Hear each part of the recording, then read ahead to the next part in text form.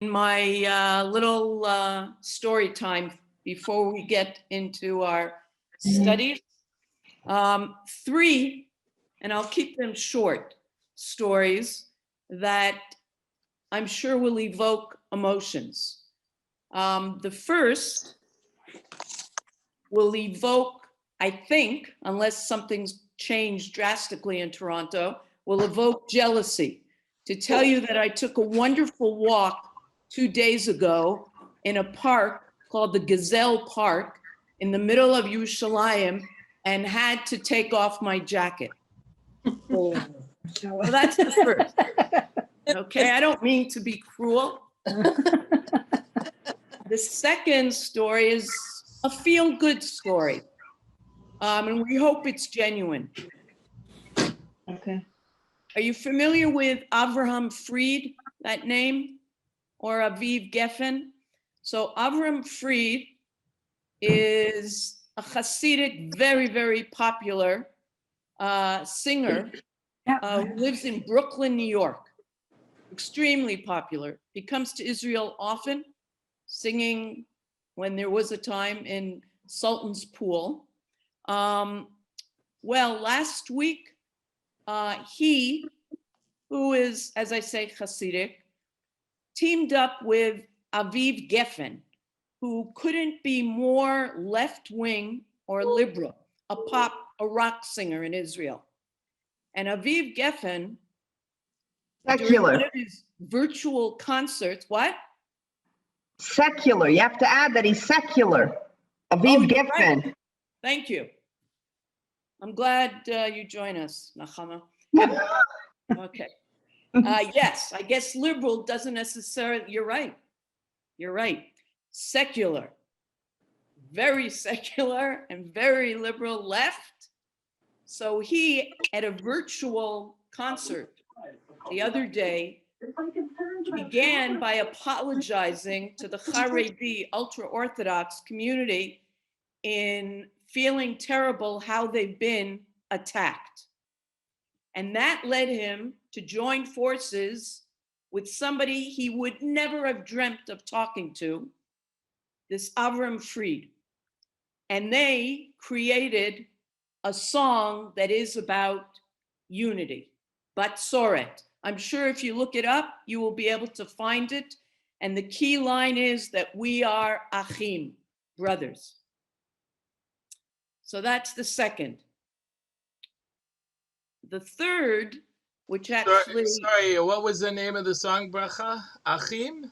No. In Hebrew, it's called Batzoret, which means drought. Okay, Batzoret. On you YouTube, can find it, you think? Yeah, I'll try to see if I can send it to you. The third, actually, Nachama sent me. And that should give us a feeling of, I'm not sure, but the word wonder comes to mind. So before the outbreak of World War II, there was a community of Jews, 60,000 Jews in Greece. Hitler came in and immediately conquered and expelled 50,000 of those Jews. And it was a thriving community. And very few Jewish families remained. But one family that hid itself gave birth to a child in 1961. And this child went on to study to become a veterinarian. And then when he was 34, after marrying a Jewish woman in Greece and having 2 children, they moved to the United States of America. And he attained a doctorate in biotechnology. And he became involved in the medical field. And then he joined, and in 2019 became the CEO of Pfizer.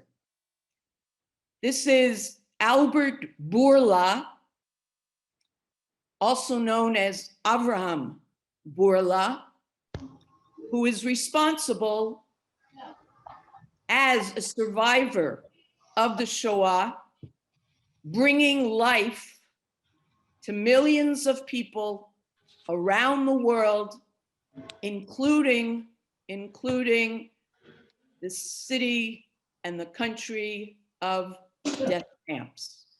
So that's quite a feeling. Interesting, because if you look him up, Bourla, you might see some people were being a bit critical of him because they didn't understand why he didn't choose to be the first to be vaccinated. Why?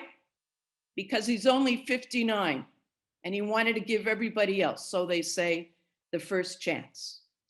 Anyway, so that's a good time to start talking about another face of prayer.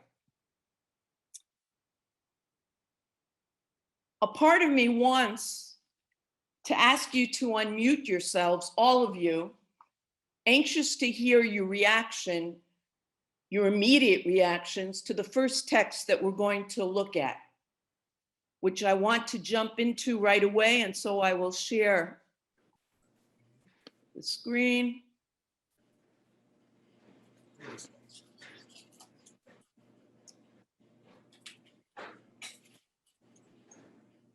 Was this Okay. sent separately? Was this sent? Sorry? Was this sent as a PDF beforehand? Yes, it was. Okay. Okay. So text 1A, we're looking at the philosophy, the thoughts of a David Dishon, an educator, a thinker, and most importantly, he was Nechama's neighbor many, many moons ago. So that's just a coincidence. In the middle of a prayer, Rabbi Levi Yitzchak of Berdichev said, "Lord of all the world, a time there was when you went around with that Torah of yours and were willing to sell it at a bargain, like apples that have gone bad. Yet no one would buy it from you. No one would even look at you. And then we took it. Because of this, I want to propose a deal. We have many sins and misdeeds, and you an abundance of forgiveness and atonement. Let us exchange. But perhaps you will say, like for like. My answer is, had we no sins, what would you do with your forgiveness? So you must balance the deal by giving us life and children and food besides. What's your gut reaction to this prayer?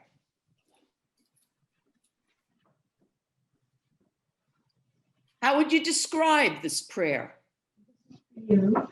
Thank you. Mhm. Thank you very much. Somebody needs to mute yourself, please. Oh, thank you very much. Hmm? Thank you. What is the tone of this prayer Oh, wonderful, wonderful. of Rabbi Levi Yitzchak? It's very modern day commercial, and it's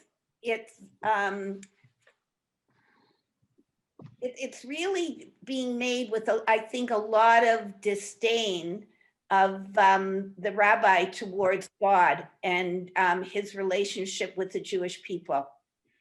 You said modern, Marlene. This was written in the 1800s. I understand that, but it does have a modern tone of commercialism. Can you explain what you mean by commercialism a little bit more? In other words, he's bargaining with God the way you might see somebody who wants to buy a building bargain with the owner of that building. Okay. I think it's a little shocking.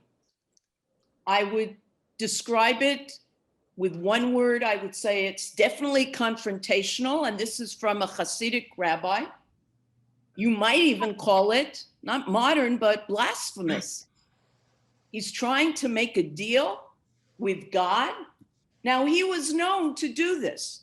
He would be leading his congregation in prayer, and he would sometimes stop in the middle and switch from the Hebrew of the Siddur to Yiddish and start arguing with God. Now, let's leave this particular tefillah for the moment. Sorry, And read. is he a famous Hasidic, even a Chabad rabbi, Levi Yitzchak? And when did he You live? could say that.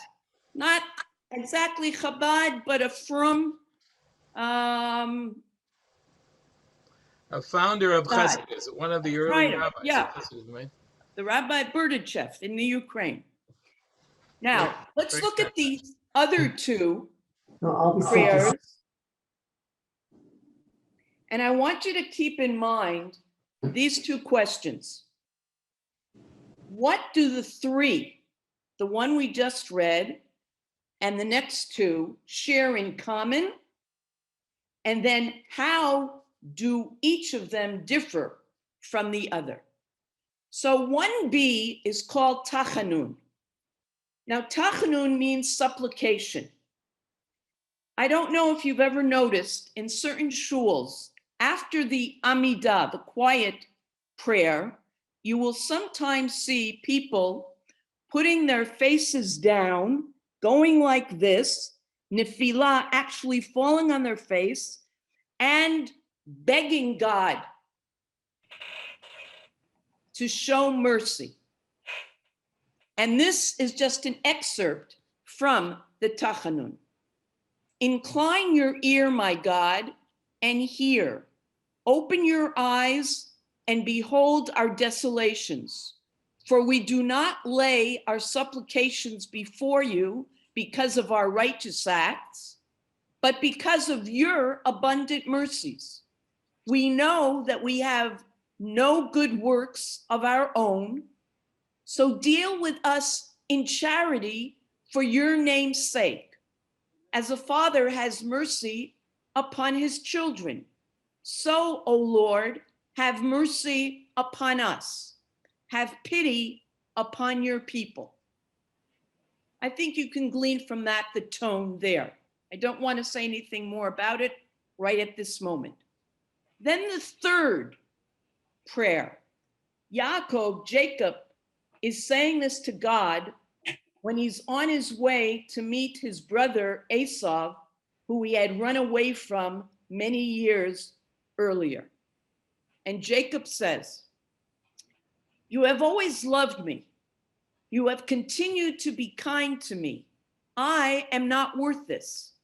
When I crossed the Jordan River to go to Haran, I only had my stick.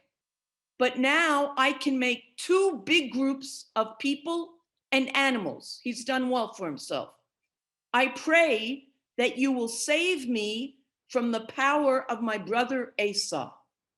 I am afraid that he will come and attack me. He may also attack my family. But, God, you have said, I will give you many good things. I will give you so many descendants that nobody will be able to count them. They will be as much as the sand on the shore of the sea. So, what do all three prayers have in common, first of all? They're all talking to God and asking him to provide beneficence, blessing to us, even though we may not deserve it. Stop there, Joel. Well, he hasn't saying we don't deserve it. He's not. Okay, in one of them, he does. In one of them, he does. But you're right.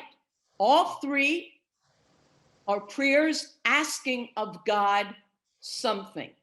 Now, how do each one of them differ from the other? Because they are three different types of requests.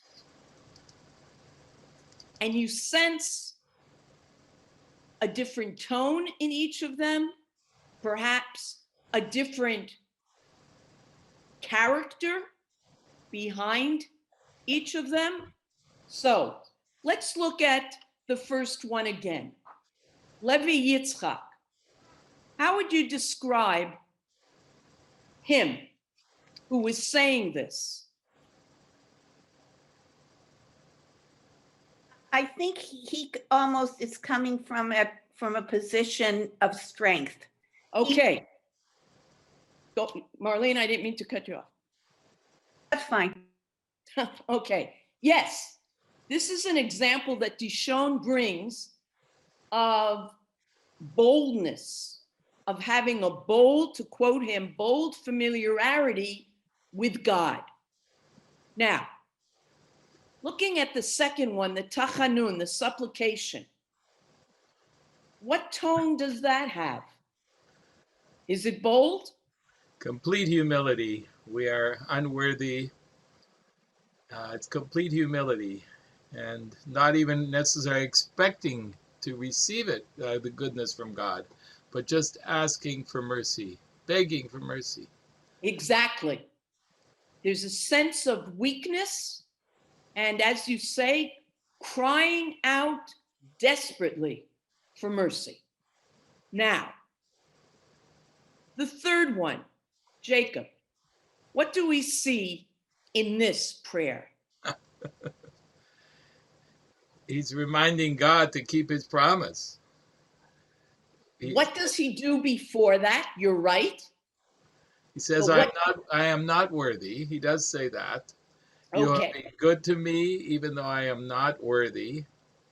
But now that I have all this family, remember your promise.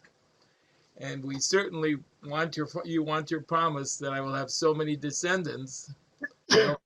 You want that to be fulfilled, of course. So help me Okay. out when I meet Esau. Now, I'm not sure if Joel said it in the right tone, whether Jacob would have said it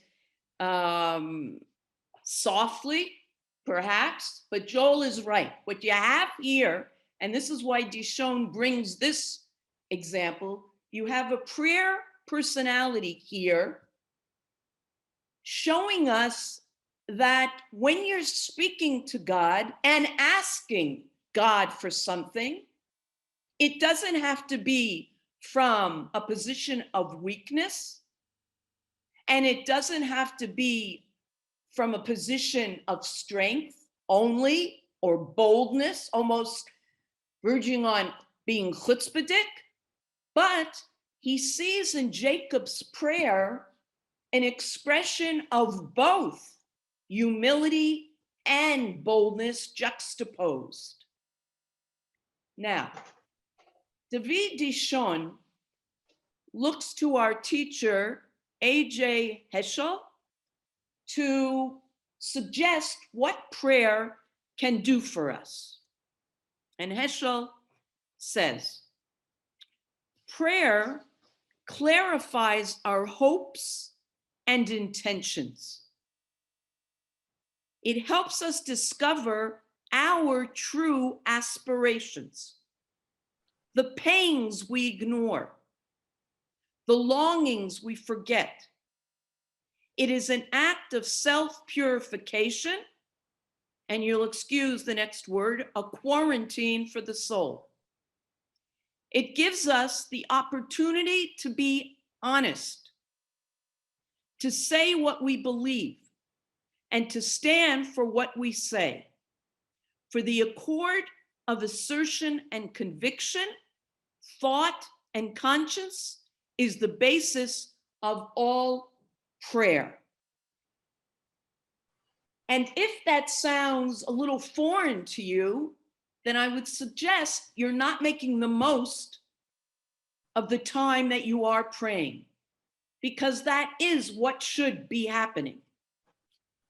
Dishon then turns to our Talmudic sages, Chazal, who tell us that the Amidah, also known as the Shmona Esrei, the silent prayer, is the moment when the worshiper enters the direct presence of God. I'm going to say that again. It is the Amidah, when the worshiper enters the direct presence, and we take those steps forward and after backward of God. And the Amidah is so significant that it, on its own, is referred to as tefillah. If you're reading the Talmud and you see the word tefillah, it is referring to the Amidah. Now, the daily Amidah, as opposed to Shabbat and Chagim, is divided into 3 sections. The first is praise, Shevach. And that sounds very sensible, that you're talking to God and you would begin by praising him. And there are 3 brachot in that section of praise. The second is called bakashot, petition. And there are 13 blessings that are asking for a variety of things. And the third, final section is hodaya, thanksgiving. So I'm going to repeat. We have praising God, petitioning God, and thanking God. Which of these sections do you think the sages emphasize is the heart and essence of prayer? Is it praise, petition, or thanksgiving? Which do they think is the most essential?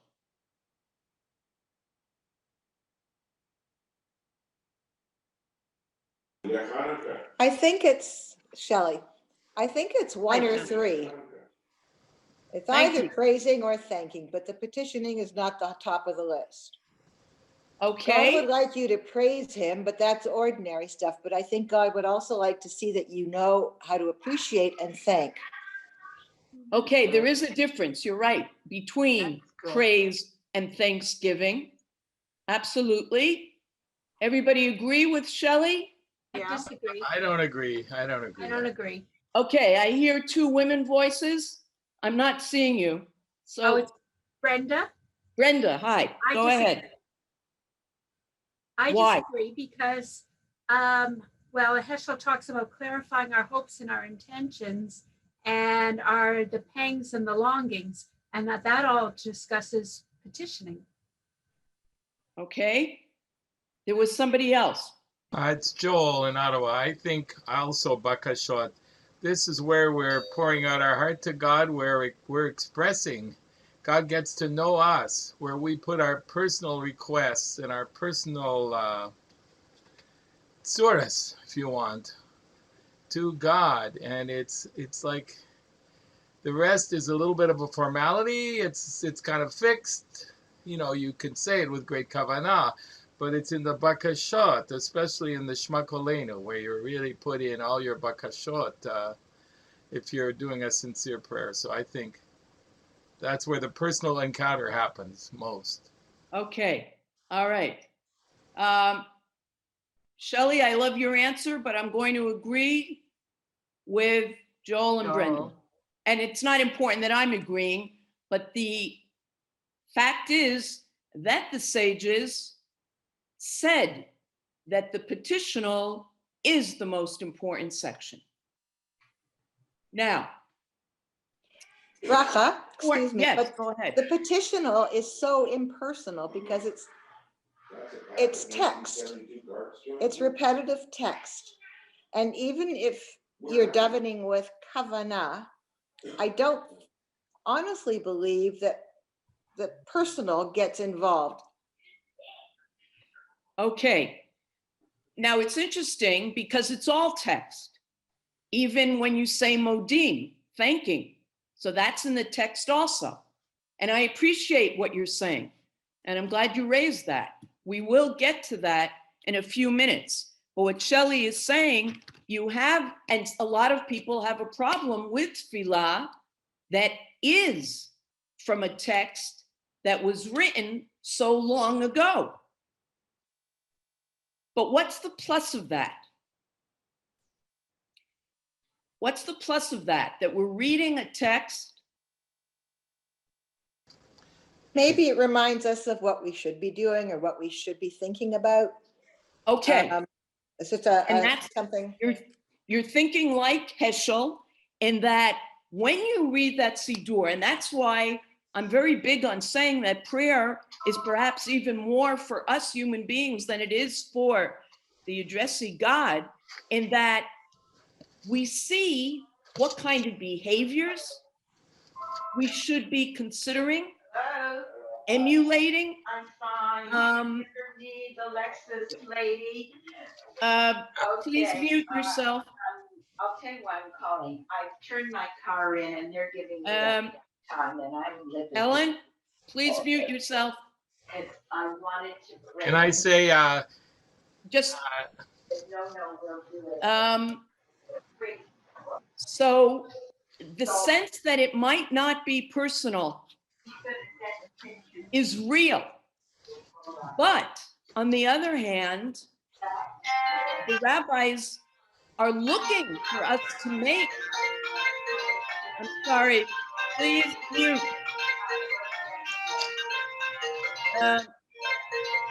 Doris, can you mute everybody, please?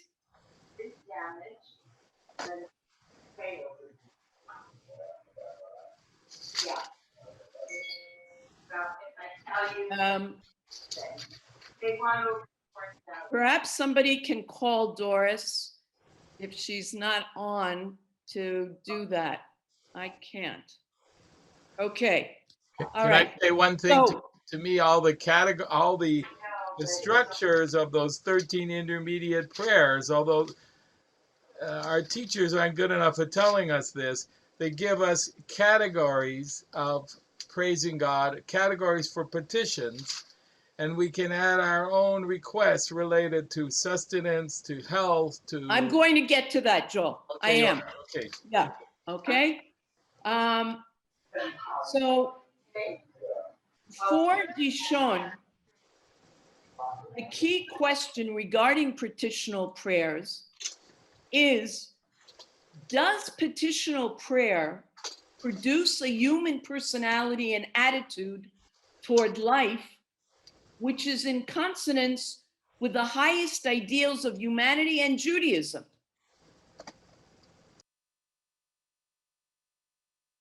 Because, you know, you have, when somebody is requesting something, are they not being selfish, just thinking of themselves? Are they focusing just on themselves? And you don't necessarily want that. So let's go on and see what David Dishon continues to say. The decision to make petition and thus human need the center of the human-God encounter is doubly interesting in that petition is perhaps the most difficult aspect of the general worship experience. To the spiritual purist, petition seems crass and materialistic, focusing on human beings and their needs rather than on God and his magnificence. It is as if all people are interested, it's as if all people are interested in about God is what they can get from him. Now, he expands elsewhere, Dishon, in talking critically of two polarized images of petitional prayer. He first is critical of Ramban, Nachmanides, who is an advocate for what Dishon calls childlike dependence on God. For Ramban, God is the all-gracious provider. The human being is the humble supplicant. For Ramban, Dishon feels, a person of faith is the child who refuses to grow up out of loyalty to the overwhelming presence of the parent. And human competence or human strength or boldness is seen as a rebellion against God. At the other end of the spectrum is a Rav Elazar, who is, like Rebbe Levi Yitzchak, an advocate of boldness, demanding justice, intent on securing his or her rights from God. Dishon rejects both of these approaches. We are not meant to be so bold as to be egocentric. On the other hand, he wants to say to Nachmanides, you're not being consistent. You believe in halakha, and if you believe in halakha, that means that you appreciate that human beings have responsibilities.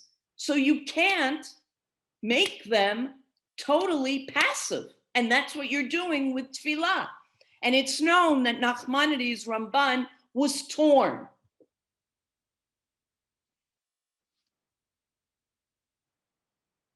So we've mentioned the potential danger of each of these approaches.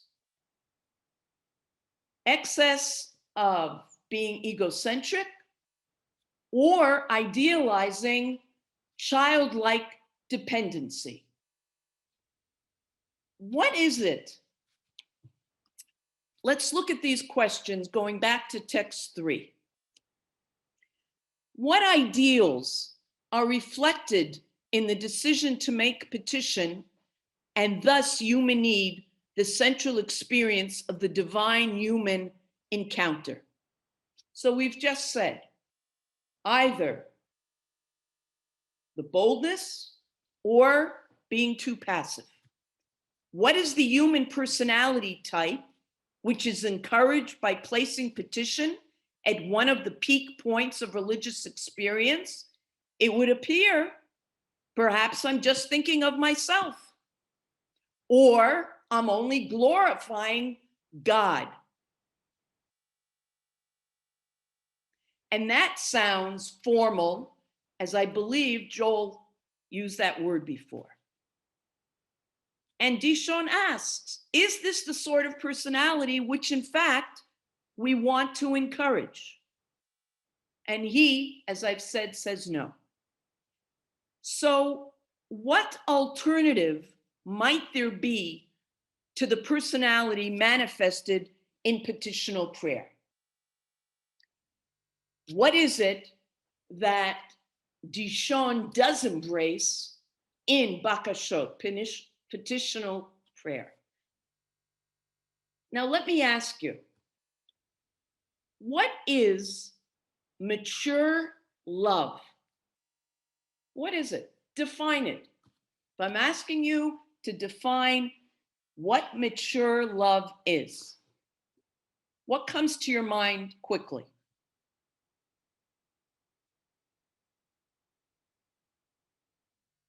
Anyone? Thinking of the other person first. Okay, thinking of the other. Thinking, allowing a person to be himself. Okay, Yeah. 2, Conditional. unconditional. Yeah, 3, acceptance. good answers. Anyone else? It also speaks to a partnership between the lover and the lovee. Okay, yes. 4, slightly different answers, but all great. Anybody else? Looking out for the needs of the other. Okay, you're just being more specific in The first answer was thinking of the other, yes? Okay.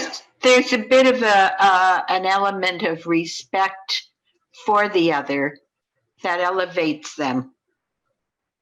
Do you want to say more about that, Helen? Well, I'm thinking in terms of relationships. I mean, it's one thing to say that person is this, that, and the other, but take it beyond that when you get to the deeper qualities and recognizing that. Okay, I think where you're headed with that is that we're talking about elements that are not fleeting.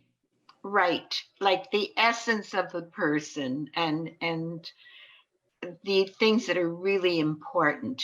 And of course, that's subjective. Bracha.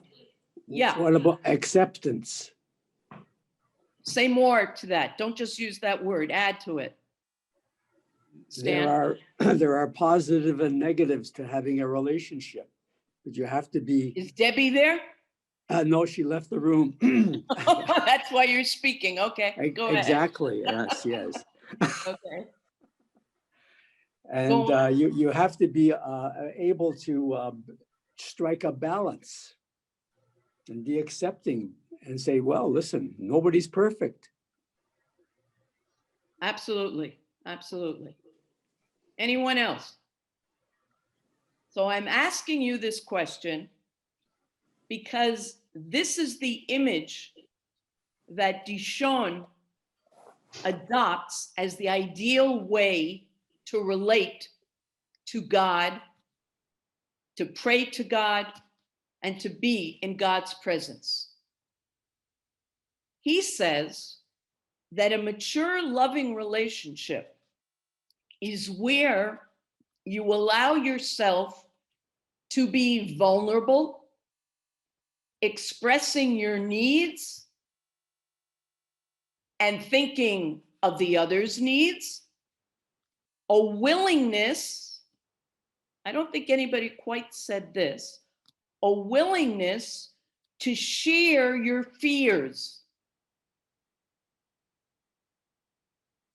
And he goes on to say, and this gets back to what you said, Shelley, earlier, Dishon says that perhaps more important to a relationship is the ability and the feeling comfortable with being vulnerable in front of that person more than anybody else,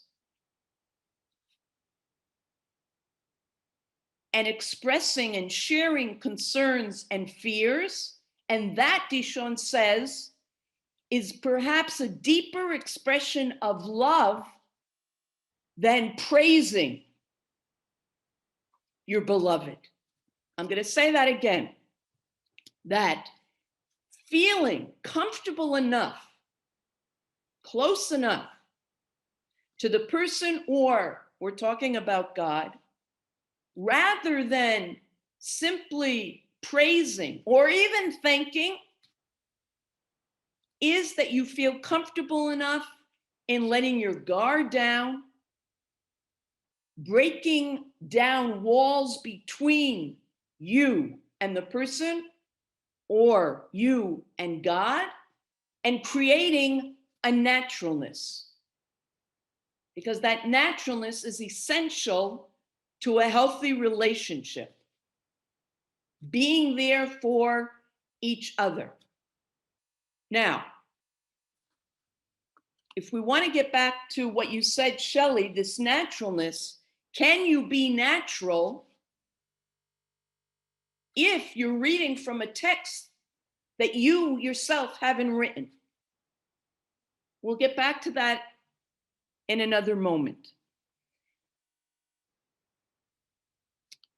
I want you to keep that question in mind as we read text number 4. I want to be sure that you are aware of what these 13 requests are, because we only have them in the daily Amidah. On Shabbat, we're content, and it's not a time to ask of God anything. So what requests do we voice? And I'm just giving us a summary of them. We ask, give us understanding, God, to know your ways. Open our hearts to fear you. Forgive us, slach lanu. Keep us far from sorrow. Heal us. Sustain our land and produce. Gather our dispersed from the four corners of the earth. Deal with those who go astray. Bring your hand upon the wicked. Bless the righteous. May we enjoy the rebuilding of Yerushalayim. May a better day come. And Shema Kolenu, hear our prayers. Now, is this a good list? Even if it's not yours or it is yours, is there something missing from that list? Bracha, Go ahead. I think who this person is asking for a lot in one shot. Interesting. Huh. Wow. Okay, but remember that this is a prayer that's said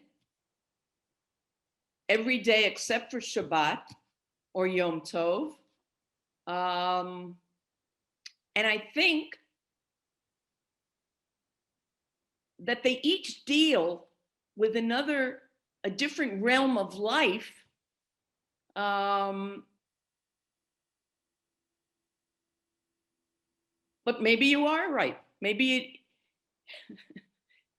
it's an interesting thought.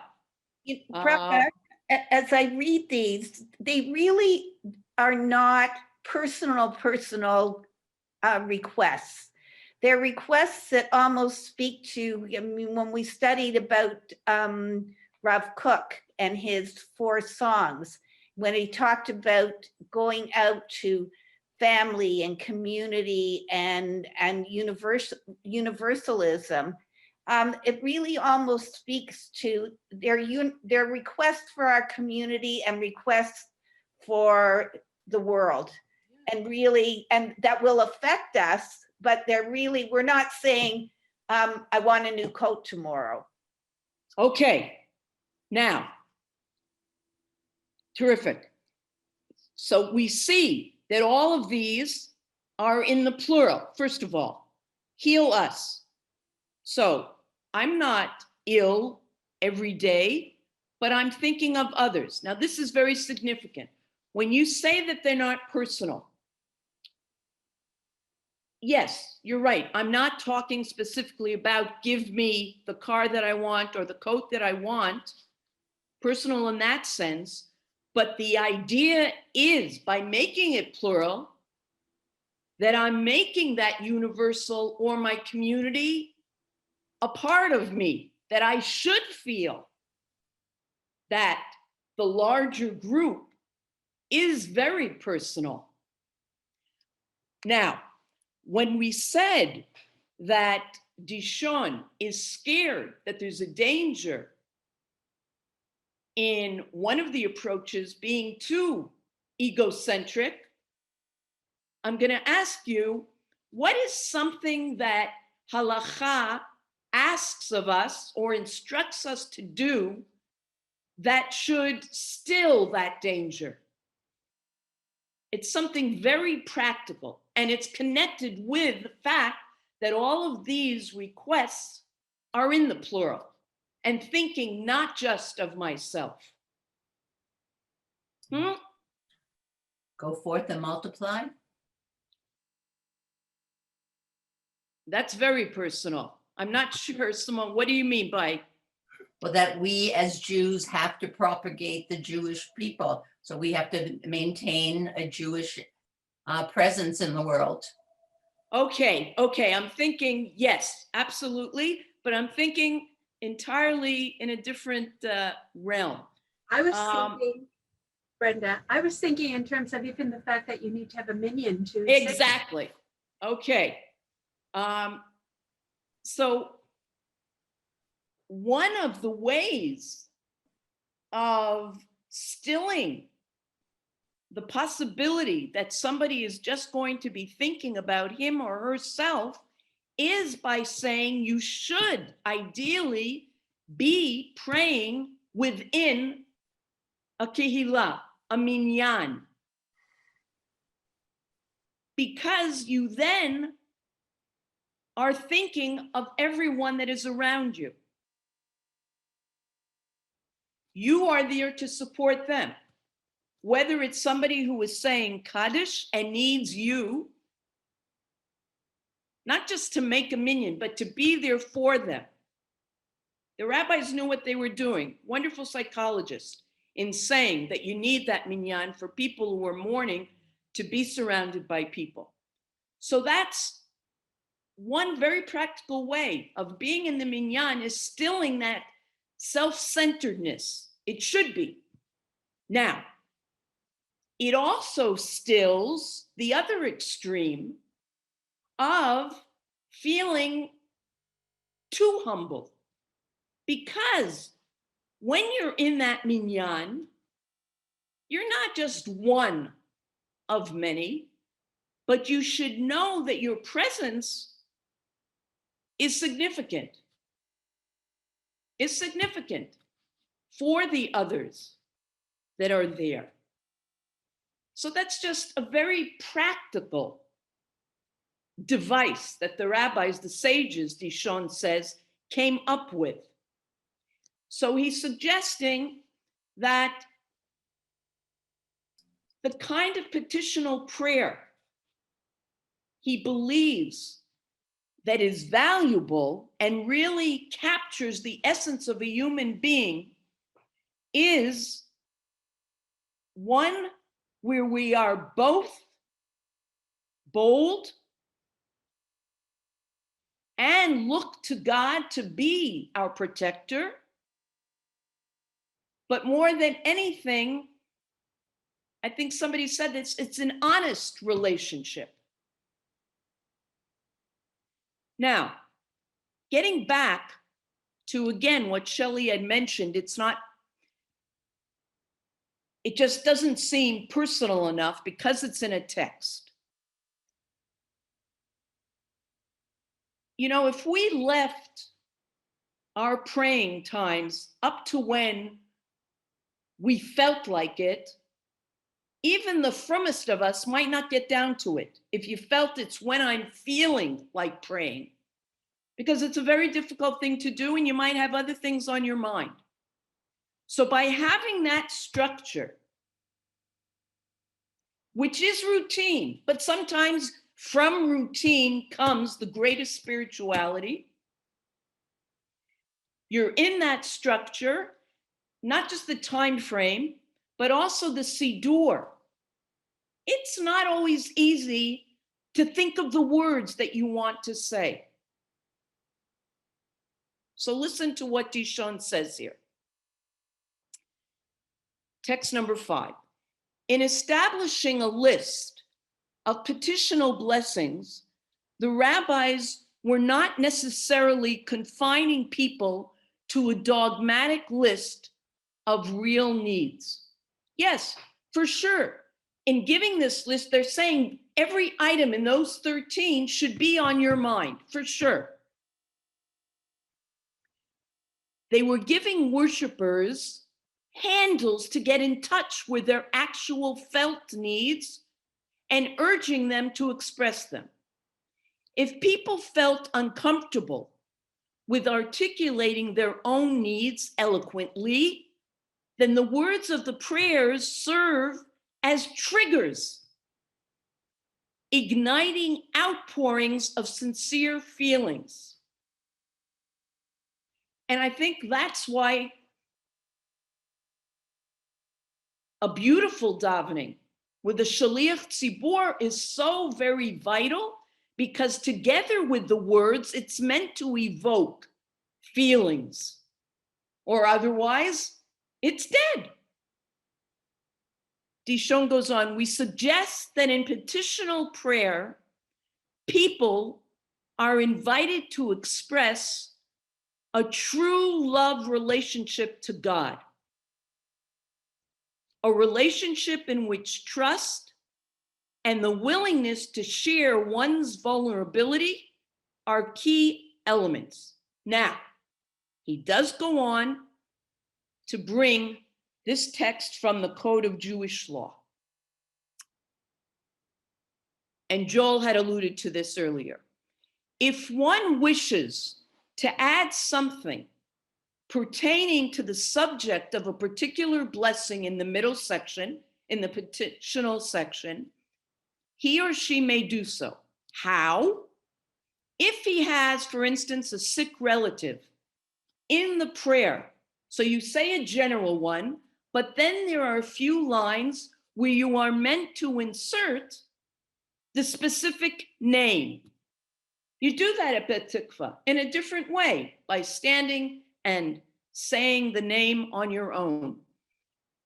If he has a sick relative, he may ask mercy for him and the blessings of healing. If he needs financial aid, he may request it in the blessing of sustenance. In the blessing who hears prayers, Shema Kolenu, hear our voices, one may request any and all of his needs. Now, what that's doing, what the Code of Jewish Law was doing, was satisfying that frustration. And this is going back a number of centuries, that you both have a Siddur that connects you, by the way, with the past, but also with Jews all over the world. When we're able to travel, we go to Spain, we can find a Siddur in Hebrew and Spanish, etc., etc. But this is also saying we realize that it's got to be personal. And so there is a place within the structure for everyone, for you, yes, to personalize it. Halachically.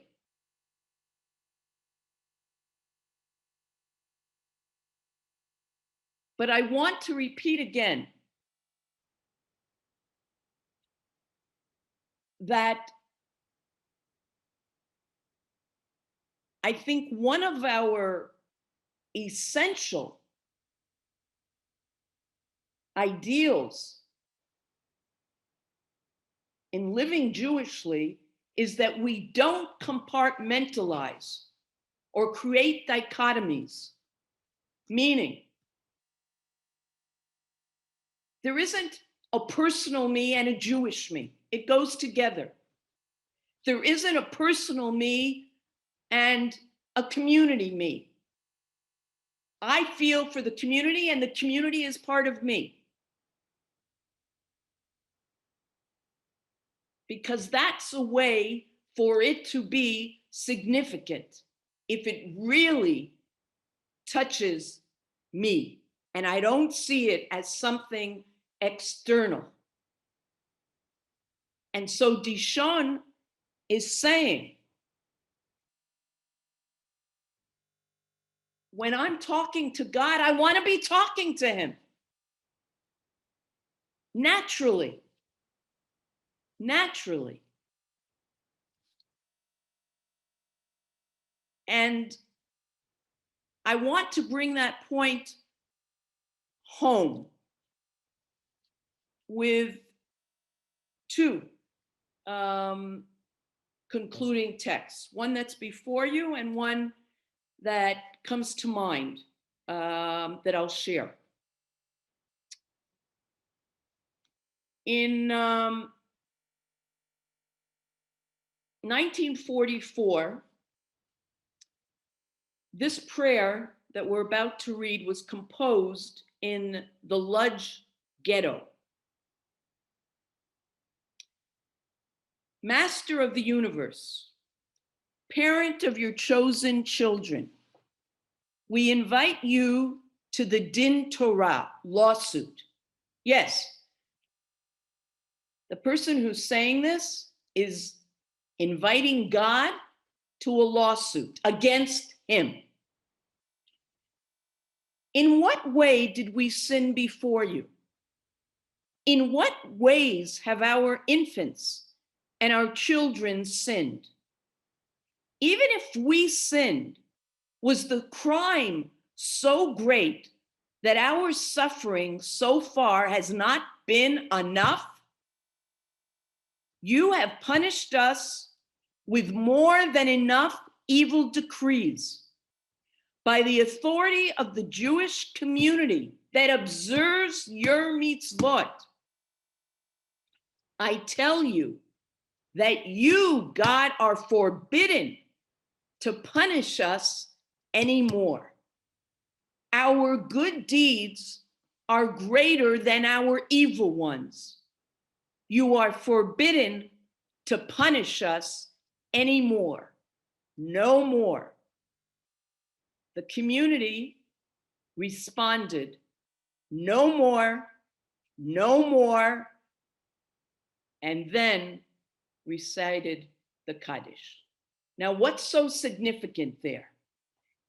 This is even stronger than the first text. How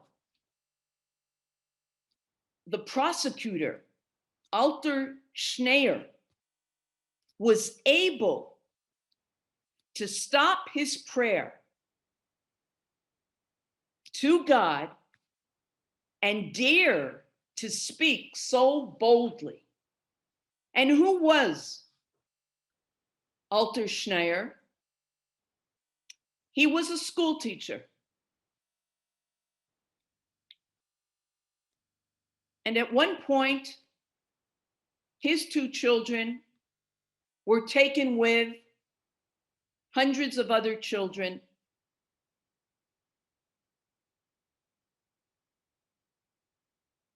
And they were separated. That didn't stop him from continuing to go around secretly teaching other children. So look what he is doing here. Angry.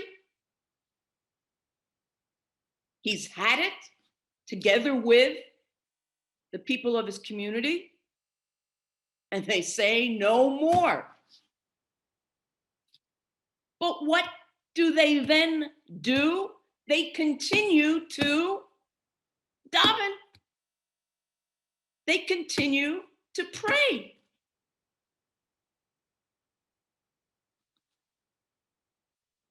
Now let me be a little personal, because that's what this topic is. It's very personal.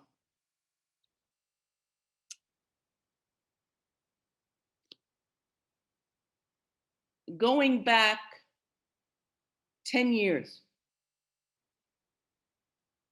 the Monday after Batya celebrated becoming bat mitzvah, I go to work, and one of my colleagues, friends, who had been at the celebration, says wonderful things about it, but then says, I don't know in your speech if you should have or needed to say one of the things that you said. Now, what was Aviva talking about? As I was talking and mentioning people who were present and people who were not there, I said to Batya, I wish I could tell you that you would go through life without experiencing simultaneous mixed emotions. And I said, I am so, so grateful for that day, for the entire beautiful Shabbat, and for the last 12 wonderful years. And I thank God for that.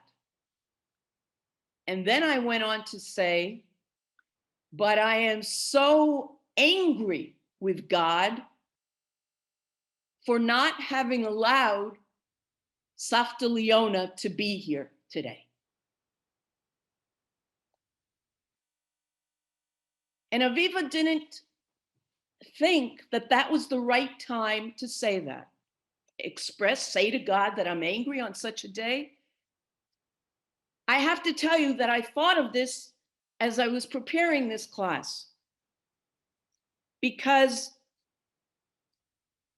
that's the way it should be. Would it be better not to pray if I'm angry? Not to talk to God? That's a cop-out, I believe. And Dishon believes. Better to talk. And going back to what Shelley said, that yes, we have to feel and express our gratitude, because that has an impact on our lives, hopefully. A sense of appreciation for the gifts that we have.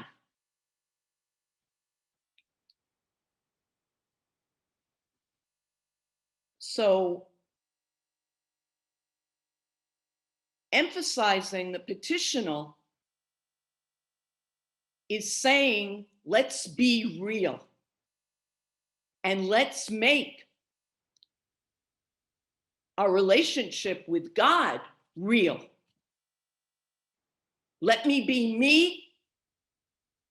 Let me be me. And then the prayer, whether it's answered or not, will be meaningful. V'zeu, that's what I have to say today.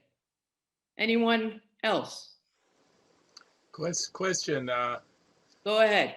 Very good. It's very inspirational to talk to God. I learned when I took this Imun course, which was, Imun LeEmunah, which is a training course by the conservative movement back in 1992. What they told us, we were 29 people from across North America. They said, we asked, what's the structure? Where did the Amidah came from? And what I heard is that before, in the early times, there wasn't prayer like a structured Amidah. In fact, after the dispersion, what they told us, after the exile, when the temple was destroyed, at that time, everyone knew Hebrew, and there was kind of a structure, but most of the prayer was silent and not written down, and there weren't these 18, 19 brachot. There were some common songs of praise, common blessings of praise. Petitional part was all silent, not written down, and everybody prayed from their heart. And it worked. And then maybe there was a concluding prayer, a concluding blessing like Modim, I don't know. But the middle part was not written down. And then the Jews were dispersed across, let's say, Europe and North Africa. And a shaila came in, they told us, from Spain, written to one of the yeshivas in Babylon, wherever it was. And Rav Sadia HaGaon, who was one of the leaders, maybe the leader at the time, and the question was, what should the structure? We are in the Iberian Peninsula. We are not experts. We want to pray to God. What should the structure of our prayer be?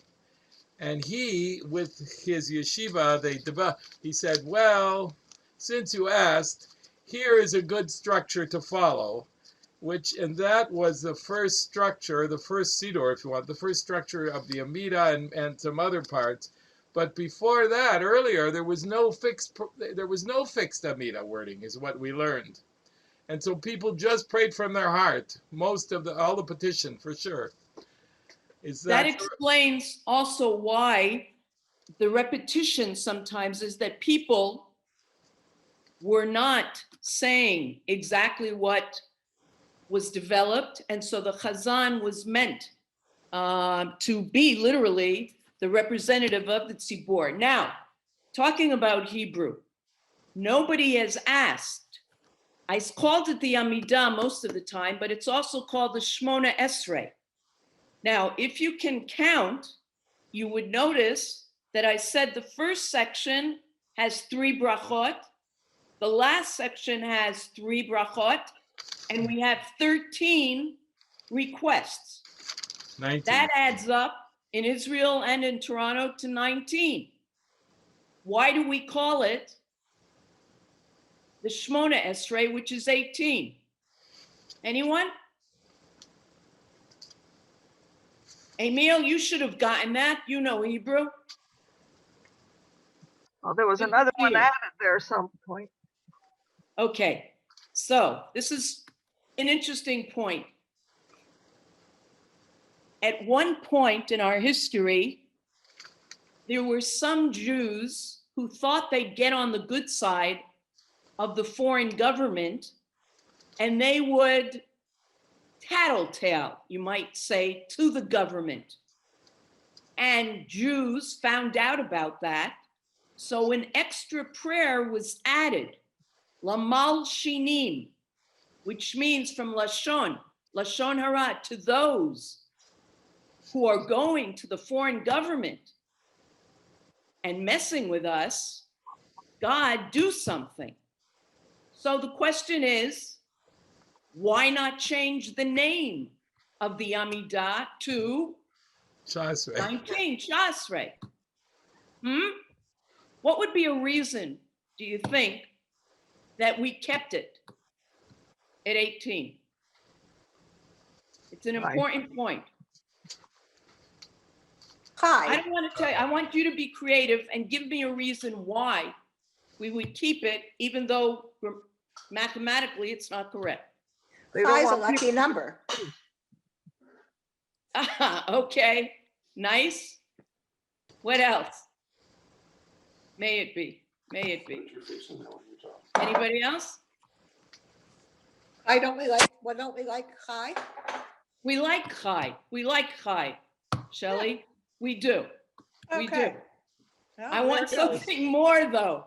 Come on. Maybe to those Malshinim, they were hoping that they would do something good for them, or have them come back to the fold, so to speak, so they wouldn't embarrass them by having it part of the 18 of the Amidah.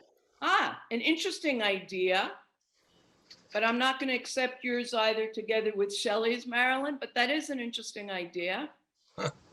We would not be having this discussion about this historical point if we had changed the name. I said before that part of the Siddur experience, the prayer experience, is connecting with our past and our history and our ancestors. When we say that Amidah, so we say Baruch atah Adonai Eloheinu ve'Elohei Avotenu, that we're saying, God, remember, I'm connected to those people, to Avram, Yitzchak, Yaakov, Sarah, Rivka, Rachel, Leah. That was for you, Marilyn. And that all of this is all tied up together. And may it continue to all be tied up. And not just for the past, not for the present just, but as Simone said, for the future. And that's why we continue to procreate. Okay. Anybody else? Since we have nowhere to go? I learned one other thing about the why the 18. Okay. Rabbi Shimshon Hammerman, who's a rabbi from in Montreal, who sometimes comes to lead high holidays at our shul, and he's a very good teacher. He did a presentation once that in the Geniza in Cairo, some scholars, are going through all the Geniza. They found a version of the Amidah, hundreds of years old, where the blessing for Yerushalayim and the following one, Et Tzemach David, for the Mashiach, were together were one blessing. It was all one combined idea. And so there was 18 in that version of the Amidah. And some people say that was split into two blessings. I don't know why, because of the desire for the Mashiach, whatever, but they were tied up together originally. So that was an interesting... These are all different interesting possibilities. I want to just mention, when we said that one of the requests is to rebuild Yerushalayim. There might be some Jerusalemites who don't agree with that, as there are many conflicts going on about all the building that they're doing and causing the traffic jams and wanting to build the light rail in this neighborhood and that neighborhood. But no, we definitely want it to continue to be rebuilt, and thank God that is happening. So, okay, people. Can I say one more thing? I'm When sorry. When I see you next time, it will be next year. We're not meeting next week because everybody needs to welcome in good health. Don't be foolish. Don't be foolish. Okay? So I'll see you, please Amen. God, in 2 weeks, which will be, I think, 3 days before my arm will hurt, but for a good reason. And Shana Tova. Be well. Thank you. Oh, thank you very much. Take Well, care. thank you, everyone. Take Thank care. you. Yeah. See you soon. You look Wonderful. Yeah, we're Bye. looking forward to having our sore arm also. Shana Tova. Shana Tova. Take care of It's yourself. called Sylvester for some reason. Do you know why, Nechama? New Year's. What'd you say? Here, New Year's is called Sylvester. So that's, Saint Sylvester. Saint Sylvester, right? Saint Sylvester. have a Sylvester. Sylvester is actually another name for the devil. Really? Wow. And why do you know that, Marlene? I don't know. Get a life. I think I said this yesterday, but if it wasn't for Corona, I was interested in maybe for the first time going to Bethlehem to see Christmas there. Just Really? out of curiosity. However, we can't because we might not get back in because of the Corona. So it will have to wait. Okay. Yeah, something to look forward to next year. Amen. Amen. Hallelujah. Bye.